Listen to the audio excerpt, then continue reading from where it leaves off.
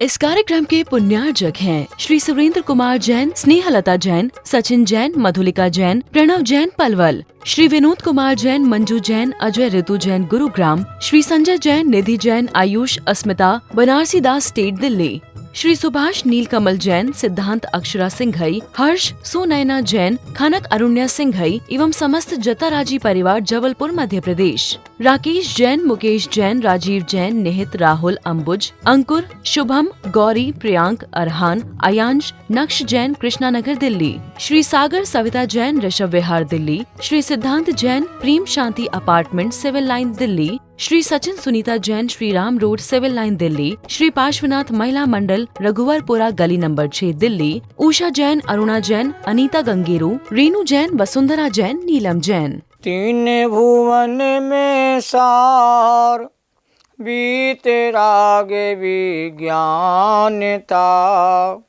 शिव स्वरूप शिविकार, नमो त्रियोग समार के। त्रिकालवर्ती पंचपरमेष्ठी भगवंतों को नमन और वंदन। तीन लोक के सभी जीवात्माओं के शुद्ध चेतन स्वरूप को नमन और वंदन। आज दूसरे नंबर की ढाल का अंतिम 15वें छंद की विशेष चर्चा आपके सामने प्रारंभ करते हैं। ते सब मिथ्याचारित्य त्याग, अवे आत्म के हित पंथ लाग, जग जाल भ्रमण को देहु त्याग, अवे दौलत निज आत्म सुपाग। ये अंतिम छंद है 15वें नंबर का छंद, दूसरे नंबर की ढाल का। इसके बाद हमारे तीसरे नंबर की ढाल प्रारंभ होगी। छंद को मैंने बोर्ड के ऊपर लिखा हुआ है, बोर्ड की तरफ ध्यान देंगे। ते सब मिथ्याचारित त्याग, अवे आत्म के हित पंथ लाग, जग जाल भ्रमण को देहु त्याग, अवे दौलत निज आत्म सुपाग। बड़ा मार्मिक छंद है, प्रेरणा देने वाला छंद है।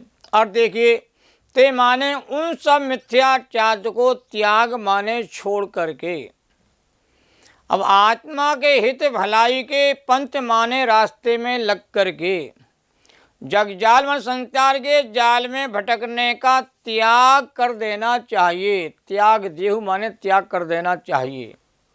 हे दौलत राम, अपने आप को संबोधन किया जा रहा है। अब निज आत्मा माने अपनी आत्मा में सुपाग अर्थात अच्छी तरह हमें लीन हो जाना चाहिए। अब देखिए, 4 चरण होते छंद में, और 4 महत्वपूर्ण बातें छंद के चारों चरणों में कहते कही गई हैं। पहली बात देखिए क्या कही गई है। ते सब मिथ्याचार त्याग। त्याग शब्द यहाँ पर 2 बार आया है। प्रथम चरण में त्याग शब्द का प्रयोग किया गया है, ते सब मिथ्याचार त्याग। और तीसरे चरण में जगजाल भ्रमण को देहु त्याग, यहाँ भी त्याग शब्द का प्रयोग आया है। त्याग तो छोड़ने के अर्थ में होता है। त्यजति त्यागा, छोड़ने का नाम त्याग है। किसको छोड़ना है? मिथ्याचार को छोड़ना है।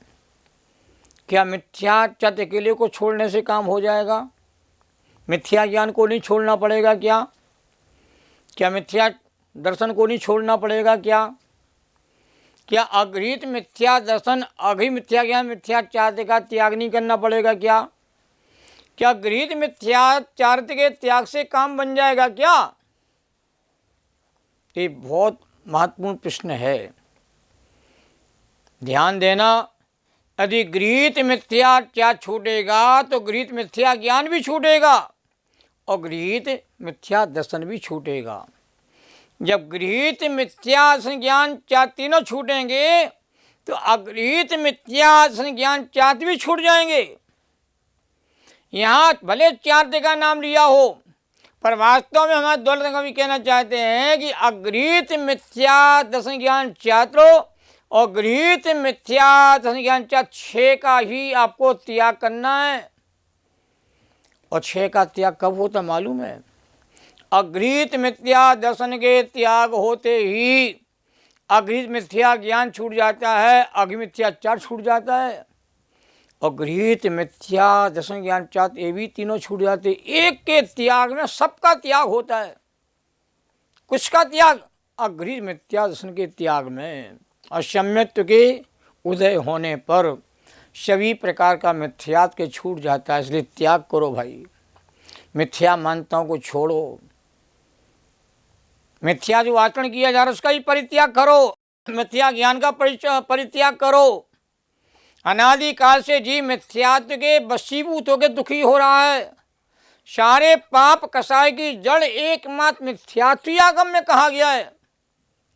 और 3 लोग 3 काले मिथ्यात्व के समान जीव का अकल्याण करने वाला कोई दूसरा है नहीं, और सम्मत के समान जीव का कल्याण करने वाला कोई दूसरा नहीं है। 7 व्यसन से भी बड़ा पाप मिथ्यात्व को माना गया है, और मिथ्यात्व वैरी का अंश भी बुरा कहा गया है। इसलिए मिथ्यात्व को सबसे पहले छोड़ना पड़ता है, तब जाकर के धर्म की शुरुआत होती है। और दूसरी जगह जग जाल भ्रमण को देहु त्याग, यहाँ भी त्याग शब्द आया है कि संसार के जितने प्रपंच हैं, जो संसार में हमें परिभ्रमण कराते हैं, उन सब से भी कहते हैं आपको बचना पड़ेगा। संसार में परिभ्रमण कराने के कारण कहते हैं मिथ्यात्व के परिणामी कहे जाते हैं, और मिथ्यात्व के परिणामों से ही जीव संसार सागर में गोते लगाता भटकता रहता है, और मिथ्यात्व अनंत संसार का कारण कहा जाता है। इसलिए जगजाल भ्रमण को देहु त्याग, संसार के जाल में प्रपंच में उलझ करके जो संसारी प्राणी 5 प्रवर्तन करता रहता है, उसको भी त्याग दो, छोड़ दो। हम माता पिता को त्याग देते हैं, परिवार कुटुंब के लोगों को त्याग देते हैं, भाई बंधुओं को हम त्याग देते हैं, हम शरीर को भी त्याग देते हैं, धन दौलत को भी त्याग देते हैं, शरीर भी छूट जाता है, पर मिथ्यात्व आज तक नहीं छूटा। अनंत देह हमने धारण करी और अनंत देहों का कहते हमने परित्याग किया, पर आज तक मिथ्यात्व साथ में चला आया, मिथ्यात्व नहीं छूटा भाई। इसलिए मिथ्यात्व को छोड़ने का उपदेश है। मिथ्या छूट गया, सारे पाप छूट जाते हैं, सारी कसाएं छूट जाती हैं, और जीव कहते मोक्ष मार्ग का कहते पथिक बन जाता है। और पहले छंद में भी आया था, ऐसे में त्याग ज्ञान चरण बस भ्रमत भरत दुख जन्म मरण ताते इनको तजिए सुजान। यहाँ भी या सुजान, इनको तज दो, छोड़ दो। तो सुजान माने क्या? बुद्धिमान चतुर हो तो, और सुजान माने होता भली भांति जान करके। तो भैया बुद्धिमान हो, चतुर हो, अपना भला जानते हो, अपना कल्याण करना चाहते हो, तो हमें मिथ्यात्व का जो जहर है अंदर कहते हैं फैल गया है, वो जहर को पहले बाहर निकालना पड़ेगा, तब जा कर के आत्मा स्वस्थता का लाभ प्राप्त करता है। तो क्या त्यागना है? सब मिथ्याचार। क्या मिथ्यात्व के त्याग से सब काम हो जाएगा? हाँ, मिथ्याचार के त्याग में सभी प्रकार के मिथ्यात्व का त्याग हो जाता है। मिथ्याचार का त्याग अकेले नहीं होता है, मिथ्यासन और मिथ्या ज्ञान के अभाव में ही मिथ्याचार का अभाव हो जाता है। तेसम माने सभी 6 प्रकार के मिथ्यात्व को छोड़ने की बात यहाँ पर है। 3 अगृहीत और 3 गृहीत। अब मिथ्यात्व के छूटने पर जीव क्या करे? तो सीधी सी बात है, अवे आत्म के हित पंथ लाग। जब मिथ्या छूटेगा, सम्यत का प्रकाश होगा आत्मा में, तो ये आत्मा के हित के मार्ग में कहते जीव लग जाएगा। और आत्मा का हित मोक्ष है, और मोक्ष मार्ग में आत्मा का हित है। तो आत्मा के हित के मार्ग में भैया आप लग जाओ। संसार की सफलता में आत्मा की भलाई नहीं है। सांसारिक मान सम्मान बढ़ाने में, कारोबार को बढ़ाने में आत्मा का हित नहीं होता है। आत्म कल्याण के रास्ते पर चलने से जीव का भला होगा, हुआ है और होता रहेगा। और इसी मार्ग पर आज तक के जीव नहीं चला, आत्मकल्याण के मार्ग पर इसलिए दुखी रहा। सारे काम ध्यान देना दूसरों से कराए जा सकते हैं। आप भोजन ही बना पाते हो, रसोईया रख लो। घर के काम नहीं कर पाते हो तो नौकर चाकर रख लो। दुकान बैठने का समय नहीं है तो बहुत अच्छा कहते हैं सेल्समैन रख लो। संसार के सारे काम दूसरों के द्वारा कराए जा सकते हैं, पर आत्मा के कल्याण का मार्ग कहते हैं दूसरों के माध्यम संभव नहीं है। आत्मकल्याण तो आपको स्वयं करना पड़ेगा, इसलिए आत्मा के हित के मार्ग में लगो। इससे बढ़िया कोई मार्ग ही नहीं है। संसार में कितनी सफलता मिल जाए तो भी कहते हैं आपका भला होने वाला नहीं है। संसार का बढ़ना अरे नरदेह की ये हार है। संसार में बढ़ेगा तो मनुष्य परिया की हार हो जाएगी। कहाँ कहाँ तक भटक चुके हो, कौन कौन से गांव में। अब तो आकर बैठो भैया रत्नत्रय की नाव में। लाख बात की बात यही निश्चय उड़लाओ, तोड़ी सकल जग दंड फंद निज आत्म ध्याओ। लाख बात की बात यही भैया, अब आत्मा के कल्याण में लगना चाहिए। सारे दंड फंदों से कहते निर्वृत्त होकर के और आत्मा के आनंद को चखना चाहिए। और एक समय की कमाई तू अनंत काल खाएगा। एक बार आत्मा का अनुभव करके देख लेगा, और एक बार आत्मा की अनुभूति होने पर जो आनंद तुमको प्राप्त होगा, उस आनंद का स्वाद तुम्हें कहते अनंत काल तक प्राप्त होगा। जब आत्म अनुभव आवे तब और कछु न सुहावे, रस नीरस हो जात तत्क्षण अक्ष विषय नहीं भावे। जब आत्म अनुभव आवे तब और कछु न सुहावे। आत्मा के हित के मार्ग में लगने पर आनंद ही आनंद आपको प्राप्त हो, असली आनंद, नकली आनंद नहीं। संसारी प्राणियों को जो सुख मिलता है वो नकली सुख मिलता है, जिसको सुखाभास कहा जाता है। और हमारे दौलत राम की क्या कहते हैं, अब दौलत निधि आत्म सुपाग। दौलत राम कवि अपने आप को संबोधन कर रहे हैं पूरी छैलाला में। दौलत राम कवि ने जो उपदेश दिया है वो दूसरों के लिए नहीं दिया है। दौलत राम कहते हैं ये सारा उपदेश मेरे लिए है कि हे दौलत राम, तुम अब संसार के सारे प्रपंचों को छोड़ करके अब निज आत्मा के आनंद को भोगने के लिए तैयार हो जाओ। संसार में घूम करके बहुत देख लिया, चारों गतियों की यात्रा अनंतों बार की, कहीं सुख नहीं मिला है, भटकता ही रहा है। अब आत्मा के आनंद का रसास्वादन करो। तो हे दौलत राम, अपने आप को संबोधन, और तुम संसार के परिभ्रमण का त्याग करके अपनी आत्मा अच्छी तरह से लीन हो जाओ। इससे बढ़िया काम विश्व में और कोई दूसरा है ही नहीं। बालक देर से दिन में उठता हो तो समझदार पिता क्या कहता है, बेटा जब मैं तुम्हारी उम्र का था सुबह ब्रह्म मुहूर्त में उठता था और सैर करने जाता था, और ग्रंथों की गाथाओं को, श्लोकों को, छंदों को गुनगुनाता जाता था, और एक पंथों का घूमने का घूमना, शहर का लाभ भी मिलता था और धर्म ध्यान भी होता रहता था। ऐसे ही बेटा आप भी बनो। कहा नहीं कि आप बनो, पर अपनी कहानी सुना दी। जब मैं तुम्हारी उम्र का था सुबह उठ करके घूमने जाता था और गाथाओं को, छंदों को कहते गुनगुनाता जाता था। क्या प्रेरणा स्वयं के साथ सभी भव्य जीवों के लिए दी जा रही है। सारे जगत के जीव क्या करें भैया, आत्मा के मार्ग पर चलें। जब सबको प्रेरणा दी जाती सारे नहीं लगते हैं। कोई विलक्षण जीव होता है जो आत्मा के कल्याण के मार्ग में कहते हैं लगना प्रारंभ कर देता है। जिनकी भली होनहार होती है उन जीवों को ही आत्म कल्याण करने के विचार मन में आते हैं। आत्मा का हित अपने द्वारा ही होता है। और पूरी छैडाला के हर ढाल के अंतिम छंद में दौलत राम कवि ने स्वयं को ही संबोधन कहते कि दिया है। ज्ञानी वही है जो अपने को उपदेश देता है। ज्ञानी जन स्वयं के लिए उपदेश देते हैं और अज्ञानी हमेशा दूसरों के लिए उपदेश देते हैं। जो दूसरों को उपदेश देता है और स्वयं पर अमल नहीं करता उस उपदेश पर, वो अज्ञानी कहलाता है। जो स्वयं के लिए उपदेश देते हैं और स्वयं उपदेश का पालन करते हैं, ज्ञानी वही कहलाते हैं। और ज्ञानी के उपदेश का ही असर भव्य जीवों को होना प्रारंभ हो जाता है। महात्मा गांधी गुड़ खाते थे,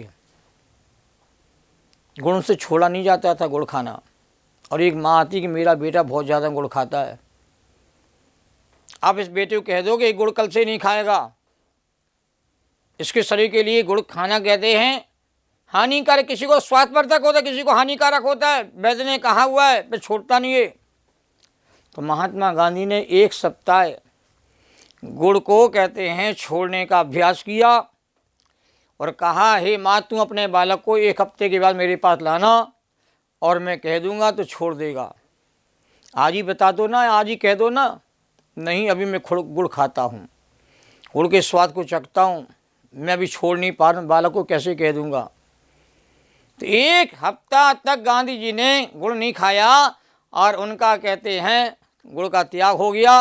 और बालक पहुंचता, बेटा कल से गुड़ मत खाना। इतना कहना, बालक कहता है आपने कह दिया तो मैं कल से गुड़ नहीं खाऊंगा। तो जो उपदेश पर अमल स्वयं करते हैं उस उपदेश में ताकत होती, बल होता है। और उपदेश कहते हैं जो एक बार सुनता है वह उसका मुरीद बन जाता है। हमारे आचार्यों ने, हमारे विद्वानों ने जो बड़े बड़े ग्रंथ लिखे हैं, इन ग्रंथों को भव्य जीव सुन करके उस ग्रंथों में बताए गए आत्मकल्याण के मार्ग में वो प्रवृत्ति करना कहते प्रारंभ कर देते हैं। और जिनकी होनहार कहते हैं भली होती है, वो उपदेश को सुन करके जाग जाते हैं। जब तक आत्मकल्याण करने का समय नहीं आता है तब तक हजारों बार उपदेश सुन करके भी जीव आत्मकल्याण के मार्ग प्रवृत्ति नहीं कर पाता है। जब जीवों के आत्मकल्याण का समय पकना प्रारंभ हो जाता है, उनकी काल लब्धि आना प्रारंभ हो जाती है, तो जीव कहते हैं सही दिशा में सही पुरुषार्थ करना प्रारंभ कर देते हैं। और उनके आत्मकल्याण का समय नहीं आता है तो जी हजारों बार सुन तो लेता है, हाँ हाँ करूँगा करूँगा, पर वह सच्चे उपदेश के लाभ को प्राप्त नहीं हो पाता। इसलिए प्रेरणा तो दी जाती है, देना भी चाहिए, पर कोई प्रेरणा देने के बावजूद भी यदि उस प्रेरणा का अमल नहीं करता है, उस मार्ग पर नहीं चलता है, तो हमें निराश भी नहीं होना चाहिए। और उनके प्रति कहते हमारे मन में क्षोभ भी नहीं होना चाहिए, क्यों जिनकी भली होनहार होगी वो ही जागेंगे, और जिनकी होनहार भली नहीं है वो कहते हैं अभी नहीं जागेंगे। क्या कसाय करना किसी से, हित का मार्ग बताया और इसके मार्ग को अमल में नहीं लाता है तो उनकी होनहार का विचार करके समता भाव रखना चाहिए। और कोड़ी को अमृत पान कराएं और अमृत का पान ना करे तो उसकी होनहार का विचार करके हमें समता भाव रखना चाहिए। और देखने माँ से चिंतामणि रत्न की प्राप्ति हो और वह कहते अवलोकन ना करे तो हमें नाराज़ नहीं होना चाहिए, हमें उसकी होनहार का विचार करके समता भाव धारण करना चाहिए। अपने परिवार में, अपने बच्चों में बहुत लोग ऐसे होते हैं जो सही बात को सुनते नहीं हैं, समझते नहीं हैं और सही बात का प्रयोग भी नहीं करते हैं। तो हमें अपने बच्चों से, परिवार के लोगों से कभी नाराज़ भी नहीं होना है, निराश भी नहीं होना। जब इनका पलटने का समय आएगा तो यही कहते बातें कहते मानना तैयार हो जाएंगे, स्वीकार करेंगे।